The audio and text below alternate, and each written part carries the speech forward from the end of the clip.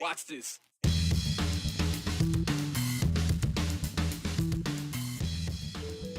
Two years after the law was triggered, Idaho's abortion ban is back in court. This time, a handful of women and doctors explain how the strict and vague law has sent them elsewhere for care and why they want it changed. You could call it the winds of change. A new federal administration could put an end to a controversial wind farm in Idaho. Meanwhile, Meridian wants to expand another park. Settlers Park is looking to get a facelift and include our favorite furry friends who like to lick your face.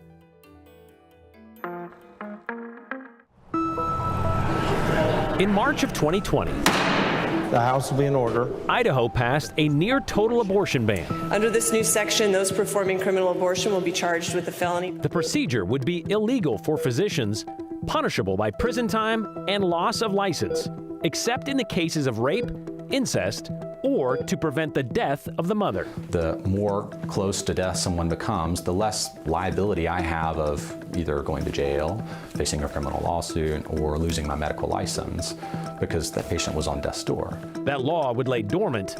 Here's the scene right now of crowds gathered until the Supreme Court's Dobbs decision in June of 2022, and officially enforceable that August. Right now, new laws banning abortion are taking effect. However, the lawsuits would soon follow. From the Department of Justice, the hospital must provide the treatment necessary to stabilize that patient. But also from Idaho doctors. Abortion is health care. It's often the #1 treatment for some pregnancy conditions. And from patients. My life was not currently at risk. What is the level of risk? What is life-threatening? Who had to go out of state to get the care they needed. I had to be there by myself to go through it all, and it was really, really devastating.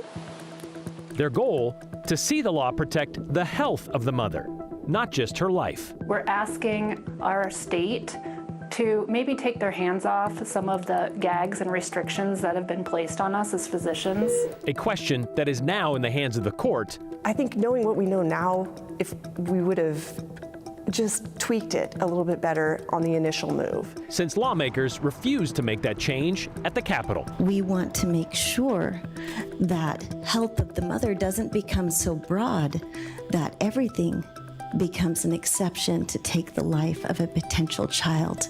Because unfortunately, there are some who take that position. Idaho's abortion law is having its day in court again. Actually, two of them.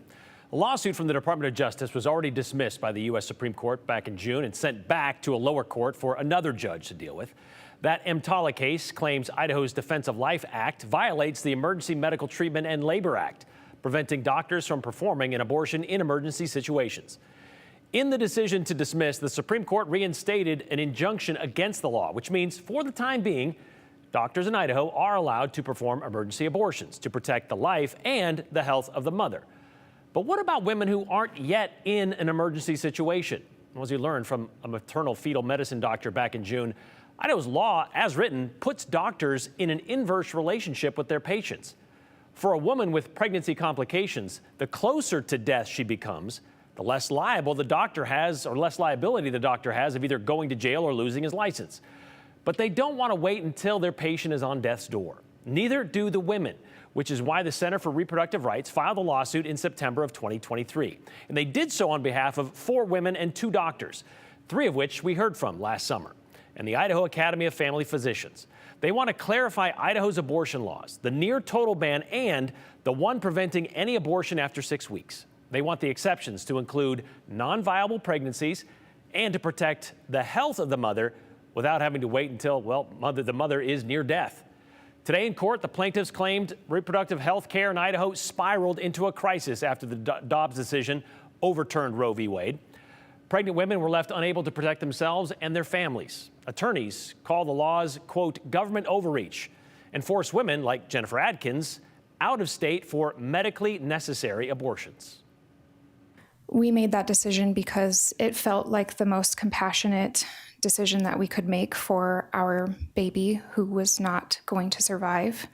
And because we had an 18-month-old son that I needed to be here and healthy and able to care for him.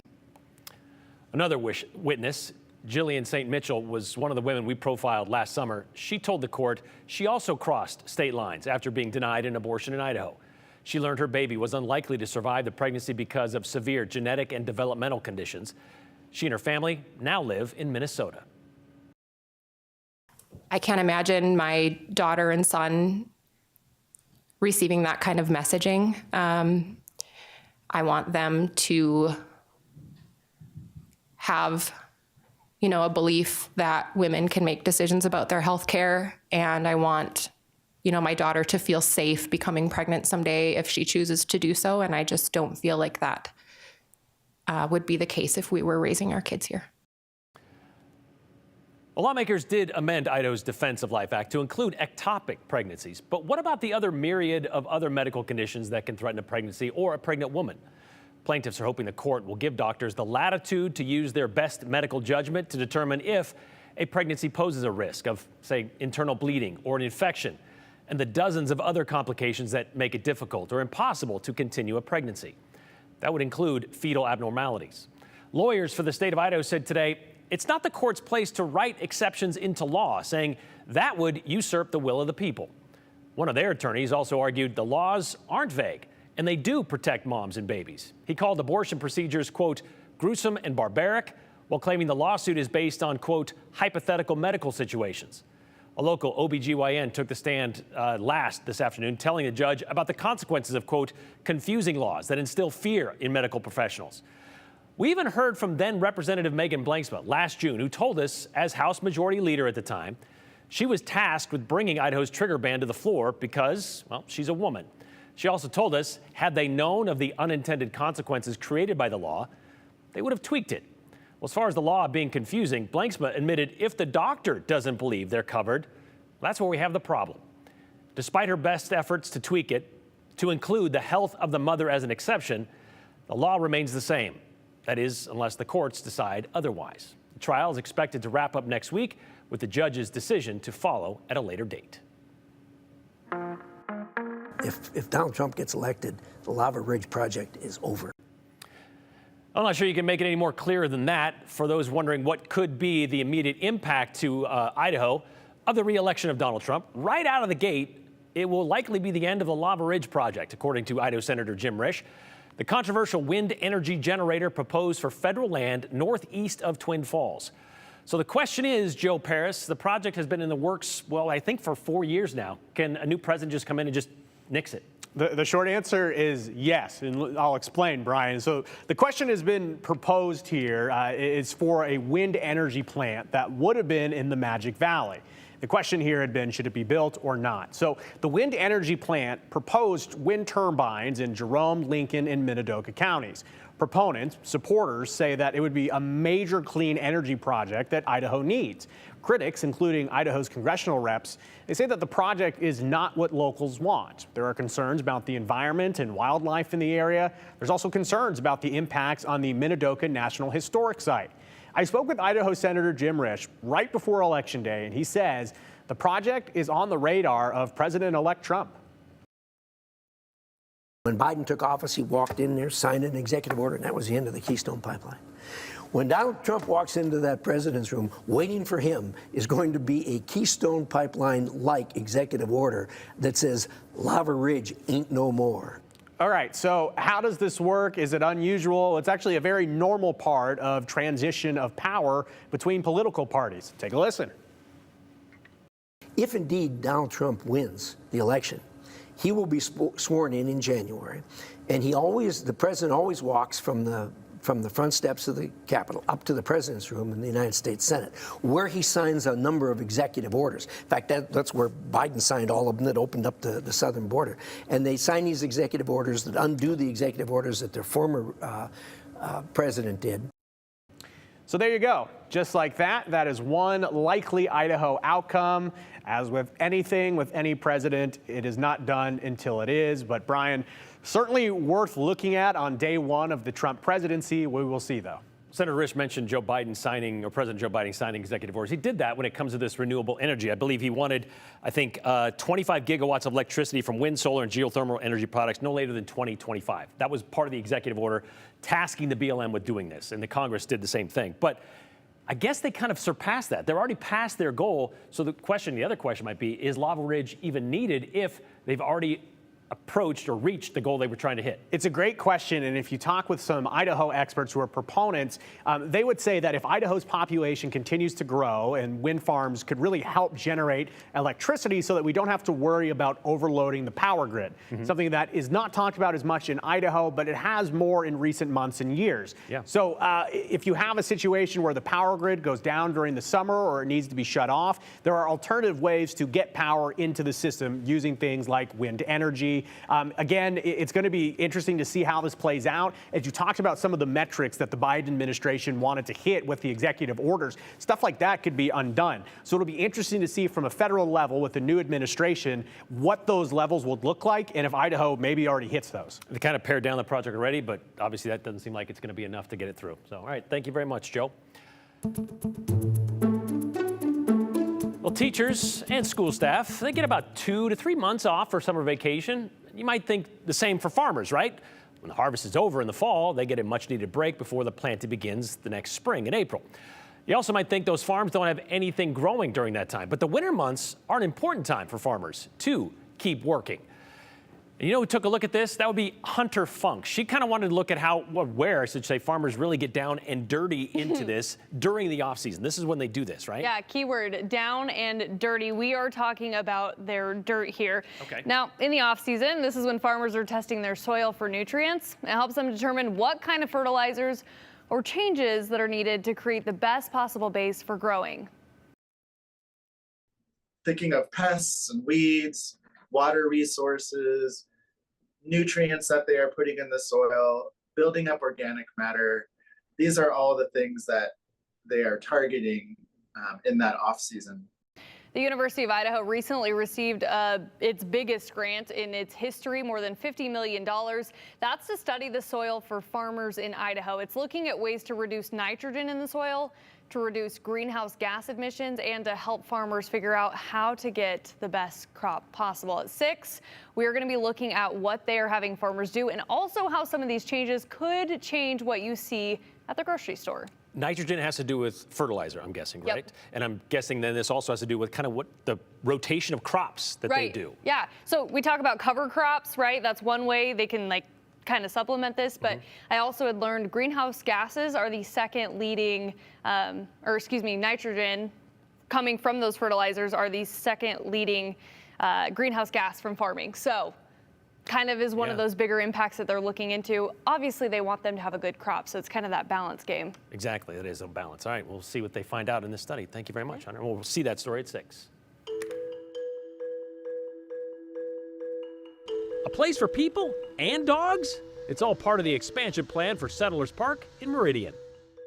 Well, here's your chance to expand on anything we've talked about today, or maybe you have some ideas on what we can expand on for a future 208. Share them with us.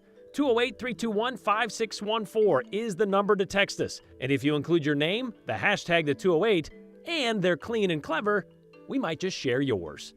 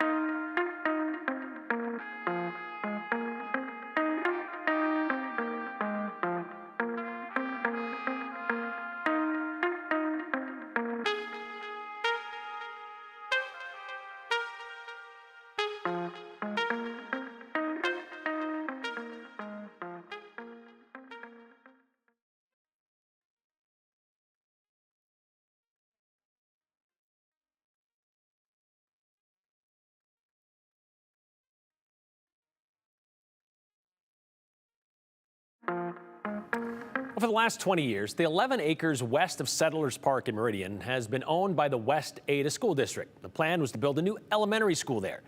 But the plan changed, and the school district said they no longer needed that property. So they decided to sell it to the city of Meridian for a little more than $4 million. City planners see it as a future spot for a new community center. Well, last week, we saw the first draft of those design plans, and Aspen Schumpert lays out the timeline. Settlers Park in Meridian already has a playground, sports courts, and green space for people to play. But Meridian resident Kathy Adams says it's missing a spot for our furry friends. Yes, I go to various dog parks. They're just a little bit more driving distance. Settlers Park would be her dream place to bring Pete, her border collie Ozzy, to play with other dogs. That would be a gift to the people with animals and dogs that come here. That would be an amazing thing. And as part of the city's newly released plans, Adams and Pete are gonna get it. We've been looking for the right home for a new community center for several years, and there's so many things about this location that are just perfect for a community center like this. The city bought the property west of Settlers Park for just over $4 million from the West Ada School District. Along with including a dog park on the property, the city's goal is to expand the park and build a new community center. We have definitely outgrown the existing community center. It's basically, a single room with a little offshoot, and it is heavily programmed. Parks and Rec Director Steve Sidaway shared the vision for the property last week. The community center will be the key feature, and it'll be kind of centrally located here on the site behind me. Then we will have some play space behind it, including probably a playground. We'll have some open play space up against the homes here to my right, allowing a flow of indoor and outdoor activities, including classes and programs. The type of community center that we will build here will just open up a whole lot of new opportunities for our community. We're still several years away from the new community center being open. Next steps are getting community input and approval of those final designs. Sidaway says cost estimates are also not something he could share right now. We're expected to see some of those next spring or next summer. But Brian, I do want to mention that this project is solely going to be funded by impact fees, which are fees that the city collects off building permits. So Sidaway says as the city grows and they need more space, the growth is kind of paying for itself with these impact fees instead of taxpayers paying for this project. We've been hearing a lot about that, like why can't growth pay for growth? And now we're seeing the evidence of how it does that. Okay, so the old building though, the old community center, what's gonna happen with that? Yep, so that's still over by City Hall. That is gonna remain open, but it's gonna go away eventually. The city does own that property. They tell me they do have different plans for that. Not sure when it's coming down or what it's getting turned into. They couldn't share that right now, but eventually that will disappear. They have a good reputation of reusing buildings in Meridian, I know that, so hopefully they'll do that. Because again, the community is getting bigger, they need a bigger space. Yeah. All right, thank you very much, Aspen. Well, the Mountain West Conference told us they have, quote, contingency plans for unforeseen situations when it comes to the women's volleyball conference tournament. Well, those situations are not really unforeseen anymore since another team has forfeited another match against San Jose State. Abby Wilt has details on that, as well as some info on funding and food in today's 411. Wyoming forfeited their second volleyball match against San Jose State University. On Saturday, Wyoming gave a generic statement saying they're forfeiting their conference match scheduled for the 14th, and they will take a loss for the forfeit per Mountain West Conference policy. But why should you care? Because Boise State also forfeited both conference matches against San Jose State University, all because they allegedly have a transgender athlete on the team. We still haven't found anyone on the team or from Boise State to talk to us about this. So I guess we'll have to see what happens come tournament time. $514 million went to Idaho schools last month to improve their facilities. It's part of the Idaho Department of Education's new School Modernization Facilities Fund that was passed last legislative session. There's a total of $1 billion for facility funding. The money goes to schools based on average daily attendance after they do a facility condition assessment and submit a 10-year facility needs plan. Schools will get the next payment at the end of December. Then schools will see the last lump of money in February. Want some free food this week? Head to the Ford Idaho Center tomorrow for a free food distribution. No questions asked. It starts at 11 a.m. and will run until 2:30 p.m. or until the food runs out. And that's the 411 on the 208. I'm Abby Wilt.